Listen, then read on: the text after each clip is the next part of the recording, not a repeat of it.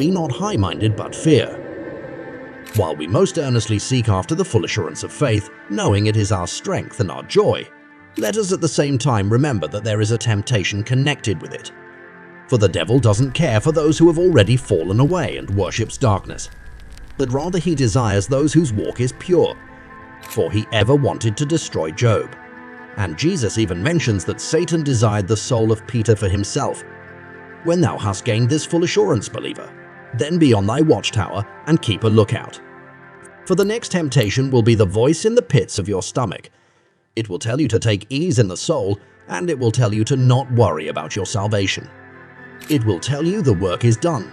Thou hast attained eternal life. Now fold thine arms, sit still and relax. Why bother yourself with much work and watching when you have attained eternal life? Take heed in those seasons when you have no doubts. When things are good and you have all you want, that is when you become a prey for the enemy. For when we are weak, we have a need for God and are closer to Him. Watch and pray that ye enter not into temptation.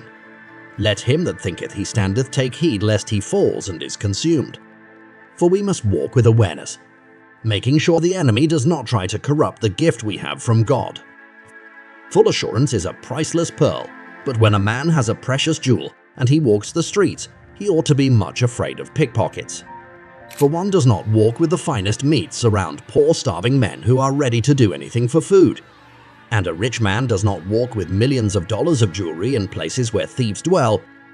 So likewise, when you have a part of God's Spirit and you walk on this earth, where the devil roams around seeking whom to kill, you must take heed and watch where you go. You must keep your eyes open, so when the Christian has full assurance, let him be sure that Satan will try to rob him of it. Let him be more circumspect in his walk and more diligent in his watch than he was before. For when we accept Christ, the battle has only just begun. That is when the enemy will take heed and will try to strike you down. For when a man is poor, he has no need to worry about robbers. His sleep is sweet. But when a man becomes rich, he must watch where he goes. For there are men who want nothing more than to see the man fall and to ruin his riches.